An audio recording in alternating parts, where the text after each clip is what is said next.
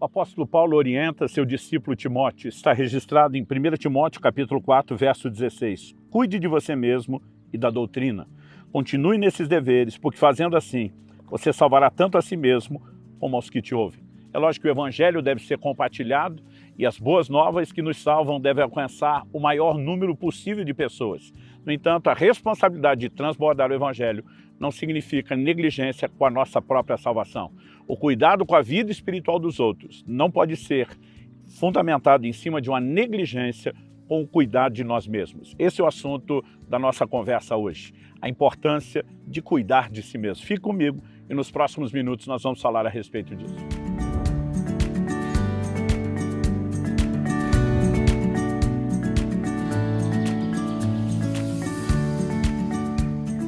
Hoje na região da Capadócia, na Turquia, passando para trazer mais uma palavra ao seu coração.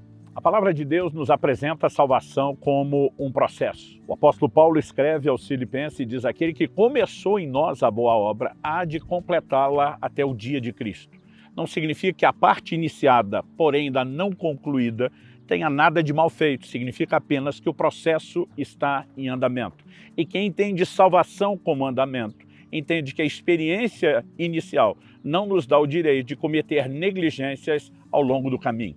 O Senhor Jesus fala de uma porta estreita. Depois de passarmos pela porta, trilhamos um caminho que é igualmente estreito, que por sua vez tem um destino, um alvo final, a vida eterna. A experiência da porta é a conversão. A experiência do caminho é de progressão. Quando passamos pela porta e nos convertemos, temos uma santificação inicial. Mas ao longo do caminho temos uma santificação progressiva. É disso que Paulo diz em 2 Coríntios 7:1, quando ele diz a respeito de aperfeiçoar a santidade no temor do Senhor. Não significa que não houve nenhum nível de santificação, significa que ainda não fomos santificados completamente e ao longo do caminho vamos correspondendo com Deus nesse processo.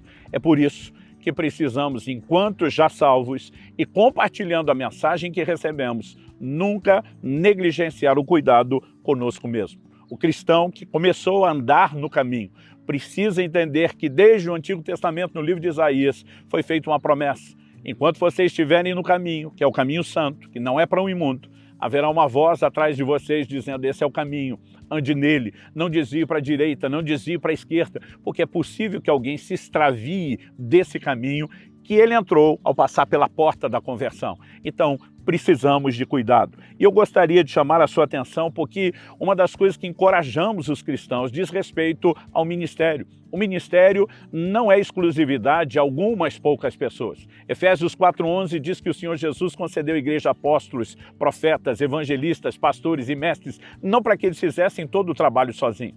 O versículo seguinte, o 12 de Efésios 4, diz: com vistas ao aperfeiçoamento dos santos. Então esses homens ou ministérios são dados como dons para aperfeiçoar os santos. Com qual propósito eles precisam ser aperfeiçoados? A Bíblia diz: para o aperfeiçoamento dos santos, para a obra do ministério.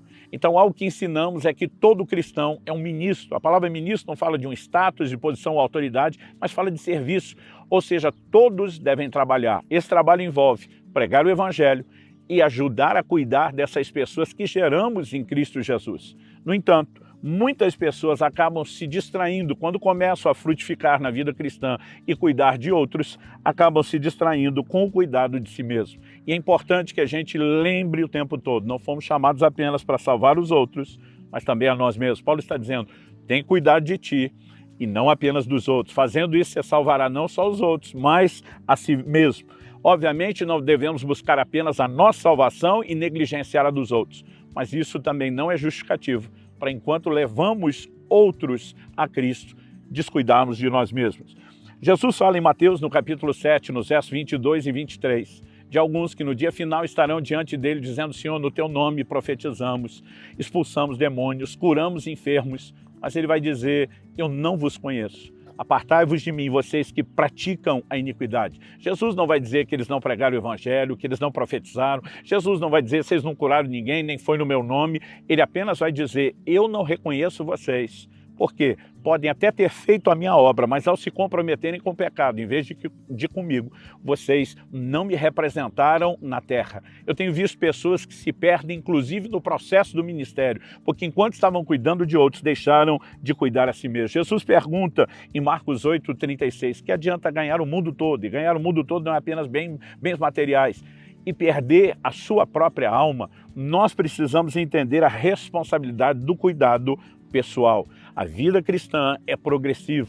Precisamos andar em vigilância e cuidado conosco mesmo. Então, em primeiro lugar, a advertência de que cuidar dos outros não pode ser desculpa ou motivo para distração. Em segundo lugar, eu e você precisamos lembrar que a própria liderança, quando falamos de liderança, não estamos falando necessariamente daqueles que Deus estabeleceu como governo na igreja. Estamos falando de níveis de influência. Então, por exemplo, um pai ou uma mãe serão líderes dentro da sua casa para os seus filhos. Na vida espiritual, pessoas que ganharam outros para o Senhor e os discipulam, estão exercendo um nível de liderança. E qualquer que seja o nível de liderança, desde o mais básico, do cuidado espiritual de um novo convertido, até alguém que tem a responsabilidade, como os presbíteros, diz a Escritura, de governarem a igreja, nós precisamos entender que a liderança é baseada no exemplo. Em 2 Coríntios, no capítulo 1, no verso 4, o apóstolo Paulo disse que com a consolação que nós somos consolados, nós consolamos os outros. Ou seja, o que é o nosso trabalho? Transbordar o que recebemos, dar aos outros o que primeiramente funcionou e trabalhou nas nossas próprias vidas. Em Marcos, no capítulo 12, Jesus é questionado sobre qual é o maior mandamento e responde sobre a necessidade de amar ao Senhor de todo o coração, com toda a alma, entendimento e forças. Mas ele também emenda o que não foi perguntado. Ele diz o segundo maior mandamento é: ame o seu próximo como a si mesmo. Ou seja, não adianta apenas nos preocuparmos com outros, querendo despejar o que alegamos ser o amor, quando deixamos de ter o cuidado conosco.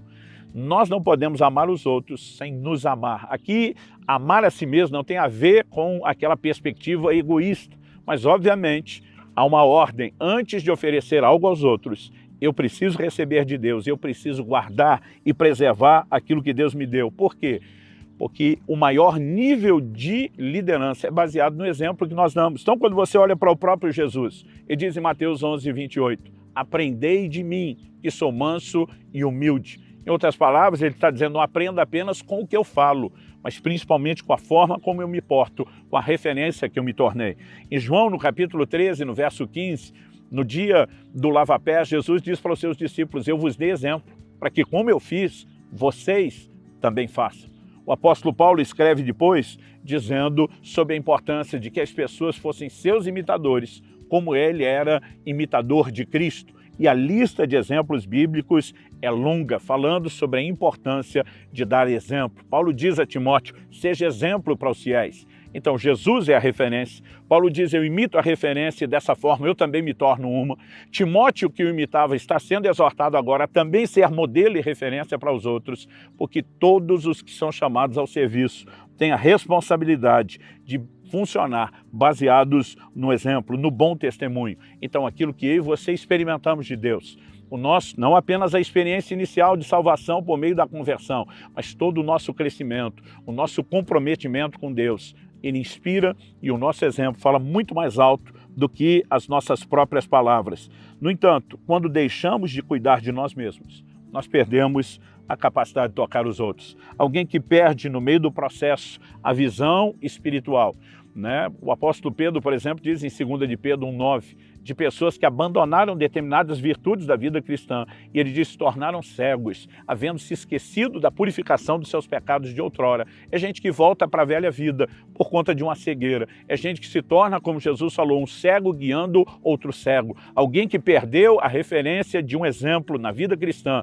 se torna um hipócrita, um propagador de verdades que ele mesmo não vive. O que ele está falando não é errado, mas não tem o peso do exemplo. Então não importa o quanto eu e você já crescemos espiritualmente, não podemos negligenciar o cuidado conosco mesmo. Devemos aprender a dia após dia, seguindo o modelo de oração diária que o Senhor nos ensinou. Não é a reza a ser repetida, mas tem princípios que devem ser incorporados na nossa oração diária. Senhor, não nos deixe cair em tentação, livra-nos do mal, permanecemos aos pés do Senhor, buscando a graça de Deus, nos fortalecendo nele, para que eu e você, andando em vitória, possamos ser uma inspiração para os outros. Cuidando de nós mesmos, podemos ajudar no cuidado de outros. Garantindo a nossa salvação, podemos ajudar a transbordá-la na vida de muitos outros. Diante disso, de forma prática, nós precisamos entender aquilo que nós fazemos e o que Deus faz.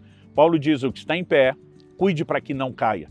Então, ao declarar isso em 1 Coríntios 10, 12, ele está falando da nossa responsabilidade. O que está em pé é que tem que cuidar. E se não houvesse possibilidade de cair, não haveria necessidade de uma advertência ao que está em pé para que ele cuide para não cair. Por outro lado, embora Deus nos responsabilize, ele não nos abandona na responsabilidade que nos confiou. Judas, capítulo único, verso 24, diz: ora, aquele que é poderoso para vos guardar de tropeçar. O Deus está dizendo: cuida para você não cair. Ele também diz: eu quero te ajudar para que você não tropece. Em outras palavras, ele está dizendo: eu não vou fazer isso sozinho, estou te responsabilizando, mas também não estou te deixando sozinho no cumprimento da sua responsabilidade. Eu ofereço ajuda. Aliás, depois de dizer em 1 Coríntios 10, 12, o que está em pé, cuide para que não caia, o verso seguinte diz: não vos sobreveio tentação que não fosse humana. O texto diz que Deus é fiel e que Ele não permitirá uma tentação maior do que aquela que nós podemos resistir. Pelo contrário, a Bíblia diz: junto com a tentação, Ele proverá livramento. Então temos a parte de Deus, que são recursos oferecidos àqueles que Ele responsabilizou. Ou seja, precisamos fazer a nossa parte, mas não estamos excluindo Deus. Mas também não vamos achar que Deus fará sozinho, sem a nossa parte. Confiando o tempo todo na graça e no socorro de Deus, porque não vencemos o pecado e tentações apenas por determinação e força humana. Na combinação desses elementos, nós podemos andar em obediência a Deus, na vigilância da oração, do clamor contínuo, da exposição contínua à palavra que nos guarda de pecar. No Salmo 119, 11, o primeiro versículo da Bíblia que meus pais me fizeram decorar quando criança, nós lemos: escondi a tua palavra no meu coração, para não pecar contra ti. Por meio da oração, da exposição à palavra, nós podemos nos conservar no caminho e continuar inspirando outros. Não negligencie o cuidado consigo mesmo.